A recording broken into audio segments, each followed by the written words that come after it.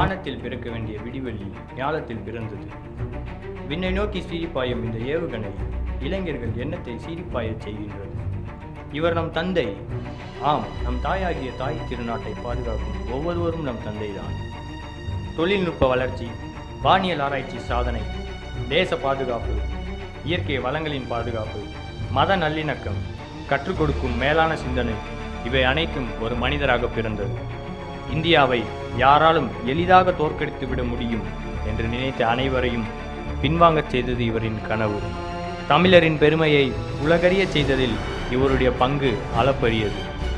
குடியரசுத் தலைவர் பதவிக்காலம் முடிந்த பிறகும் ஊழலை ஒழிக்க இளைஞர்களை தயார்படுத்தினார். தனது அறிவியல் அறிவை மக்களுக்கு பயன்படுத்திட அயராது உழைத்தார்.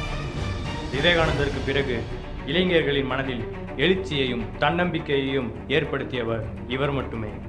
இனி வரும் காலம் கலாம் கண்ட கனவு காலம் என்று அனைத்து இளைஞரின் மனதிலும் வளர்ச்சி தாகத்தை ஏற்படுத்தினார். இவர் மறையவில்லை. மாறாக எப்படியாவது தன் தாய் நாட்டை வளர்ச்சி பாதையில் அழைத்து சென்று விடுவோம், வறுமை இல்லாத, ஊழல் இல்லாத, லஞ்சம் இல்லாத ஒரு இந்தியாவை உருவாக்குவோம் என துடிக்கும் ஒவ்வொரு இளைஞரின் நெஞ்சிலும் சிம்மாசனமிட்டு அமர்ந்திருக்கிறார்.